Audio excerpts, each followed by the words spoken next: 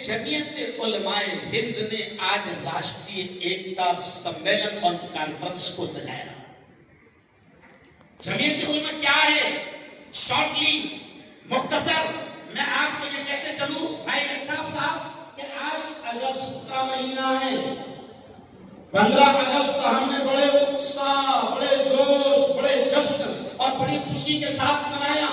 लेकिन आज मैं इस स्टेज से दो अंदाज में ये कहना चाहूंगा कि आज अगर हम आजादी का जश्न बड़े जोश और खरोश से मना रहे हैं तो ये कहने में हमें जर्रा भी झिझक नहीं होना चाहिए कि इस देश की आजादी में जमीयत उलमा की कुर्बानियां सबसे अहम रोल अदा करती है।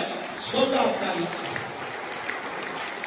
हमारे राष्ट्रीय अध्यक्ष इस संगठन के भाई अल्ताफ साहब, इस संगठन के राष्ट्रीय अध्यक्ष हजरत मौलाना अरशद मदनी साहब, आप तारीख पढ़े, आप हिस्ट्री पढ़े।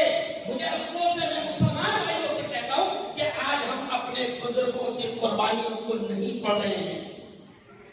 मैं सुबह मुंबई में था, मुंबई में भी मैंने इस बात को कहा, बड़ी तादाद में हिंदू भाई मौजूद थे।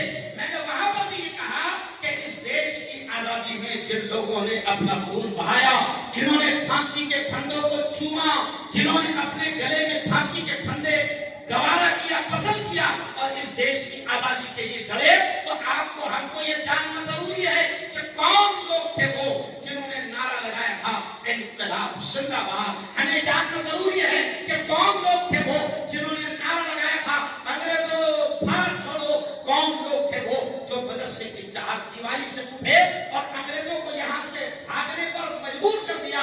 वो लोग थे जिनको आज हम उलमा कहते हैं और हम अपनी जबान में हमारे धर्म गुरु कहते हैं। हमें जानना जरूरी है।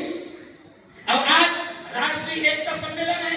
साहेब, जमीयत उलमा ने देश की आजादी में बड़ा अहम किरदार अदा किया और आज भी जमीयत उलमा उस वक्त, जैसे मैं इन बड़ों के सामने कह रहा हूं कि उस वक्त अंग्रेज क्या करते थे। सुनो, अब बड़ी अहम बात कह रहा हूं। अंग्रेजों ने देखा कि इस देश पर अगर बहुत देर तक के सत्ता में रहना है, कुर्सी संभालना है, मेरे हिंदू भाइयों से देखा होगा, जरा इस पर ध्यान दें कि अंग्रेजों ने देखा कि इस देश पर अगर हमको सत्ता करना है तो डिवाइड एंड रूल, लड़ाओ और राज करो।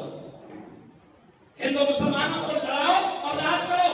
ये नापाक नीति, ये नापाक साजिश अंग्रेजों ने की और बहुत देर तक के राज करने में इसलिए कामयाब हुए कि डिवाइड एंड रूल, के हिंदू मुसलमानों को आपस में लड़ाओ और राज करो। तो उनकी राजनीति, उनकी सत्ता बहुत दिनों तक चली। लेकिन जैसे ही हमारे उलमा ने महसूस कर लिया, जमीयत उलमा के हमारे बुजुर्गों ने जान लिया कि अंग्रेज हिंदू मुसलमानों को लड़ाकर सत्ता पर बैठे रहना चाहते हैं, तो भाई अल्ताफ साहब, हमारे जमीयत उलमा के बुजुर्गों ने सबसे पहला ये काम किया कि ये फैसला किया कि इस देश में अब हमको अंग्रेजों को बनाना है तो हिंदू मुसलमानों को एक करके अंग्रेजों से लड़ना होगा। तो मैं आपको बता दूं कि महात्मा गांधी को जमीयत उलमा ने अपने फंड से पूरे हिंदुस्तान में घुमाया और हिंदू मुस्लिम एकता का माहौल बनाया था।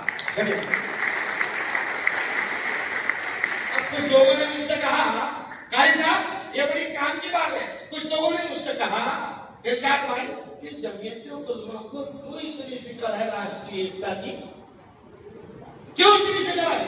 तो हमने कहा कि जमीयत उलमा को राष्ट्रीय एकता, अमन, शांति, प्रेम, मोहब्बत की इसलिए फिक्र है कि जमीयत उलमा के बुजुर्गों ने उस वक्त देश को बचाया था जब गोरे अंग्रेज हमको लड़ा रहे थे। अब जमीयत उलमा कह रही है कि गोरे अंग्रेजों ने लड़ा कर राज किया था।